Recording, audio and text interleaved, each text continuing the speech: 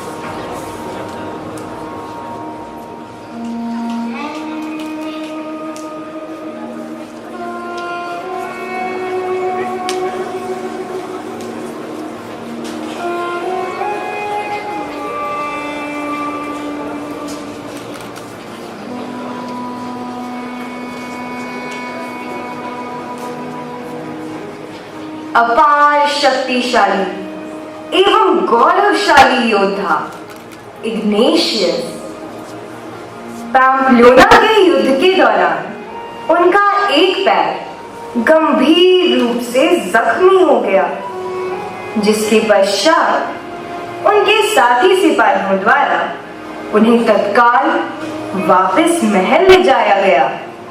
वहां डॉक्टरों की निगरानी में उनका इलाज शुरू हो गया।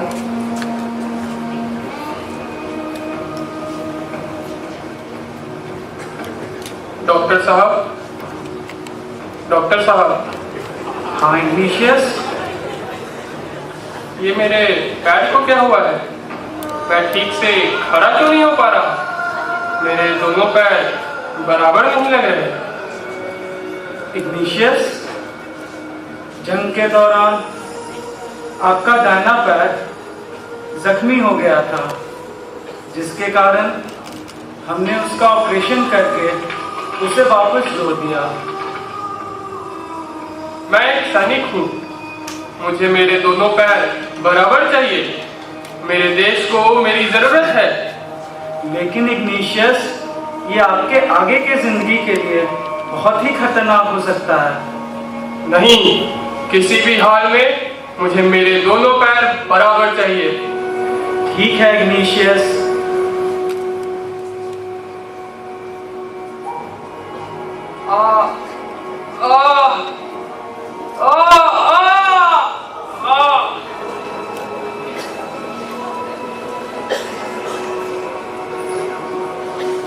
अभी आप आराम कीजिए, आपको आराम की जरूरत है। सिस्टर, इनकी दवाइयाँ मैंने दे दी है डॉक्टर। सिस्टर, हाँ इग्नेशियस। मैं लेटे लेटे थक गया हूँ। मेरा समय व्यतीत नहीं हो रहा। मुझे पढ़ने के लिए उपन्यास चाहिए। लाती हूँ इग्नेशियस।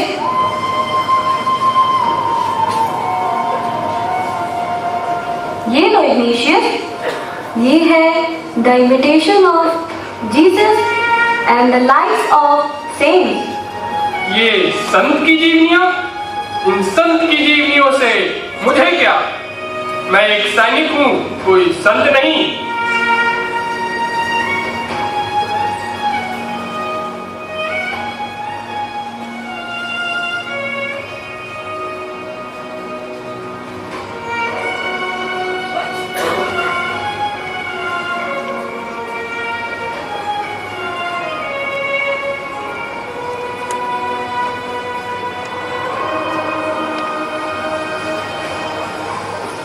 जो किताबें उन्होंने अपने इलाज के दौरान पढ़ी, उन किताबों ने उनके हृदय को पूरी तरह से परिवर्तित कर दिया। वह सोचने लगे कि जिस प्रकार इन महान संतों ने अपना संपूर्ण जीवन ईश्वर की सेवा एवं समाज की भलाई के लिए समर्पित कर दिया, तो क्यों ना उसी प्रकार मैं भी अपने जीवन को ईश्वर को समर्पित कर दूं? सिस्टर, हाँ बोलो इग्नेशियस। मैं माता मरियम की प्रार्थना करने के लिए चर्च जाना चाहता हूँ।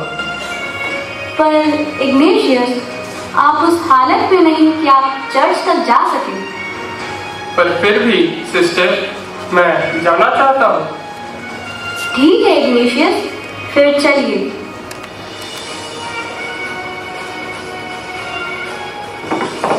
हॉस्पिटल से चर्च जाते हुए इग्नेशियस का सामना एक ऐसे व्यक्ति से हुआ जो कि माता मरियम के प्रति काफी तुच्छ बातें कह रहा था। इग्नेशियस उसकी बातों को सुनकर अत्यंत क्रोधित हो गए। उन्हें समझ नहीं आ रहा था कि उन्हें क्या करना चाहिए। उन्होंने यह फैसला भी ईश्वर पर छोड़ दिया। उन्होंने अपने हाथों से घोड़े का लगाम छोड़ दिया। कुछ देर के पश्चात घोड़ा स्वतः चर्च की ओर चल पड़ा।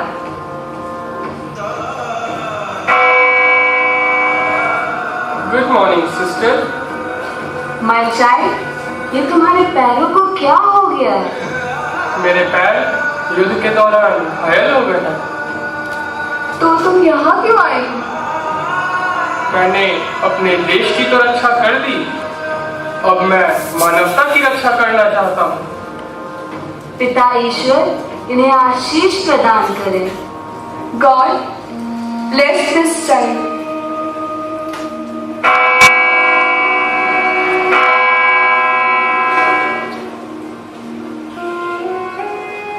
चर्च पहुंचकर उन्होंने माता मरियम की दिन रात उपासना की। उन्होंने अपनी जिंदगी को ईश्वर के प्रति न्यौछावर कर दिया। चर्च से निकलते ही उन्होंने अपने वस्त्र और आभूषणों को लोगों में बांट दिया और स्वयं एक साधारण सा चोला धारण कर लिया।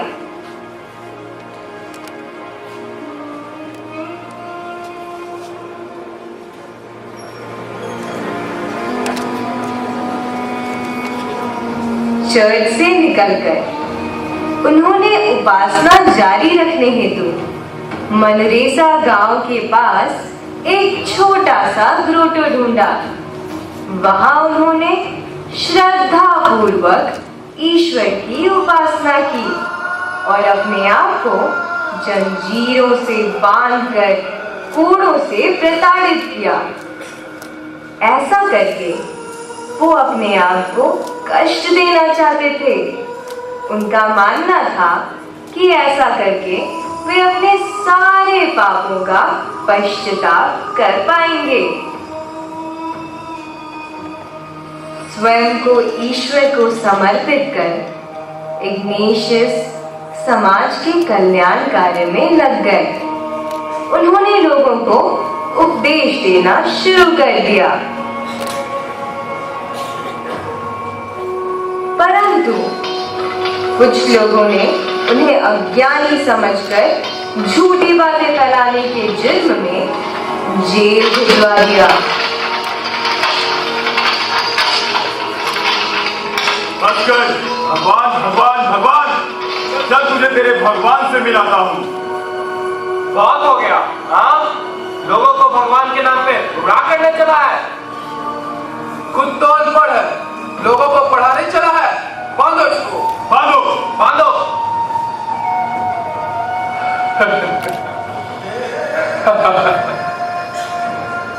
बांधो और बांधो, बांधते जाओ, जितना बांध सकते हो बांधो। मेरा ईश्वर खुश होगा। जेल में इतना प्रताड़ित होने के बाद इग्नेशियस ने यह फैसला कर लिया था कि अब उन्हें प्रीस्ट बनना है। उन्होंने वो सारी जगहों का भ्रमण किया जहां जीसस ने अपनी जिंदगी बिताई थी।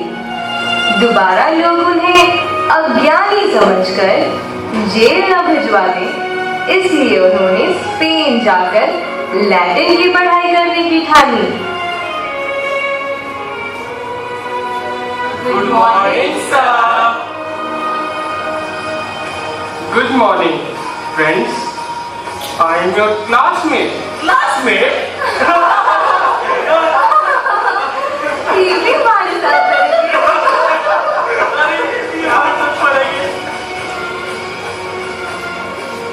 उन्होंने लैटिन की पढ़ाई 10वीं के बच्चों के साथ की। 30 वर्ष के इग्नेशियस का अपने से इतने कम उम्र के बच्चों के साथ पढ़ाई करना भी कांटे भरे सफर से कम न रहा।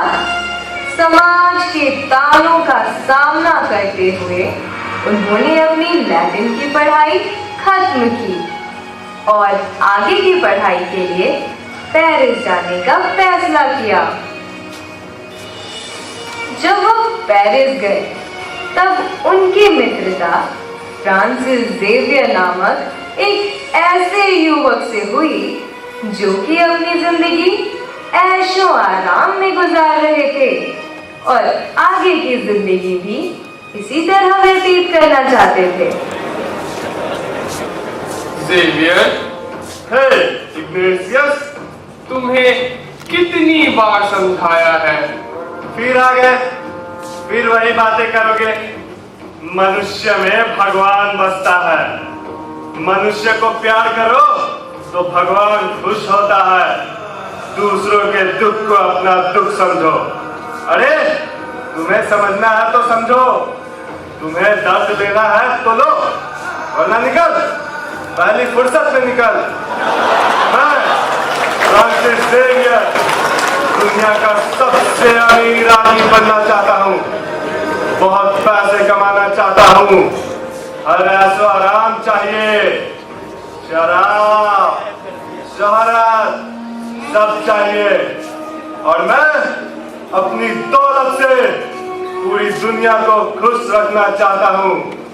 तुम्हें भी तो आओ, पियो और जिंदगी जियो।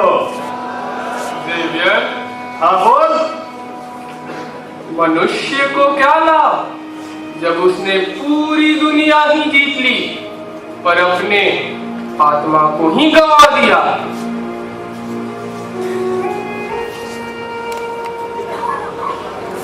वहां से निकलकर उन्हें एक भिक्षुक दिखा। My Lord, please help me. I'm hungry. No food, no money, no water. I have nothing. ठंड लग रही है।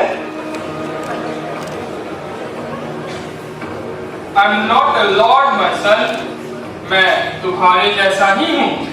इस दुनिया में देने वाला सिर्फ ईश्वर ही है। मेरे पास जो भी है वो तुम्हारा ही है।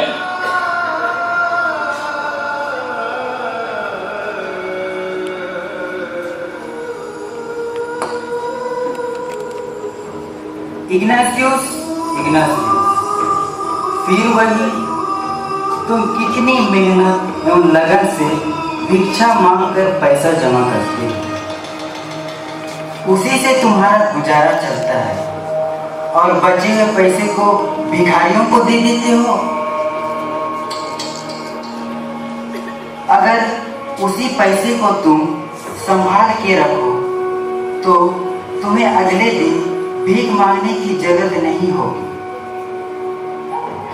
देखो इग्नासियस, क्योंकि तुझमें ईश्वर बसता है और मैं भी तुझे बहुत प्यार करता हूँ, इसलिए मैं तुझे यह सलाह दे रहा हूँ। आगे तुम्हारी मर्जी। मैं आपसे कुछ पूछना चाहता हूँ। अगर ईश्वर आपसे खुद कुछ मांगे तो क्या आप मना कर पाएंगे? इग्नेशियस का मानना था कि ईश्वर हर एक इंसान के भीतर होता है। अपने ऐसे ही कई कल्याण कार्यों के साथ उन्होंने जेसुइट सोसाइटी को संगठित करने का सोचा, जिसके लिए उन्हें रोम जाना पड़ा। रोम जाते समय उनका सामना एक चरवाहे से हुआ, जो कि उनके वेशभूषा को देखकर चीख चीख कर हंसने लगा।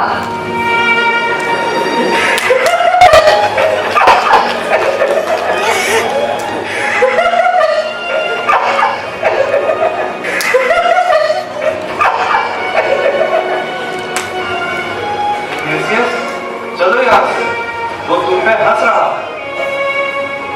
अगर मेरी वजह से ये हंस रहा है तो इसे हंसने दो। मैं ईश्वर को प्रसन्न देखना चाहता हूँ।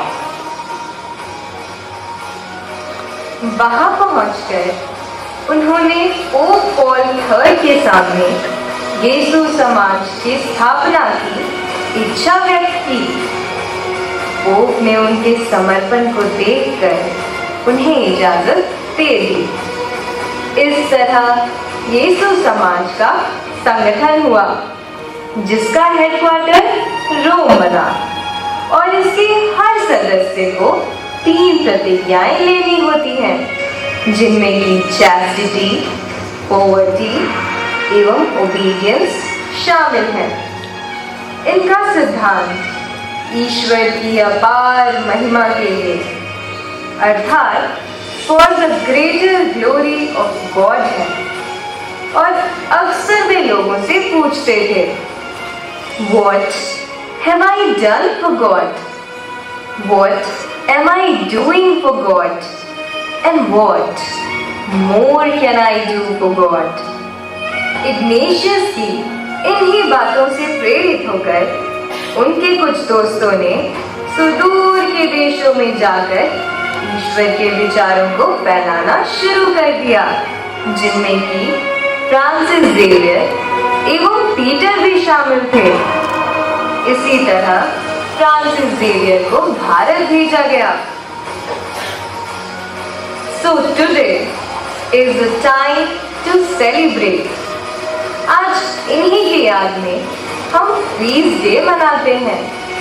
आज इन्हीं के सोच की वजह से पूरी दुनिया के 77 देशों में लगभग 4000 स्कूल्स एवं कॉलेजेस हैं, जिनमें कि 25 से 30 लाख बच्चे जेसुइट एजुकेशन प्राप्त कर रहे हैं।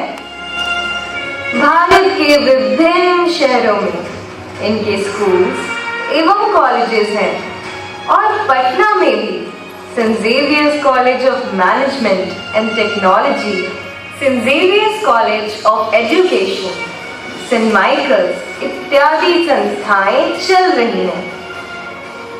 आज इनकी शिक्षा का ही देन है कि हम सब एक अच्छे समाज के निर्माण में अपना योगदान दे पा रहे हैं। तो आइए हम सब मिलकर आज फीस्ट डे मनाते हैं।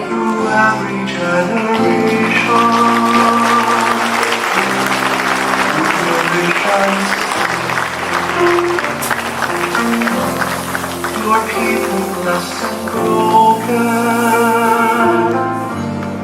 through every joy and pain,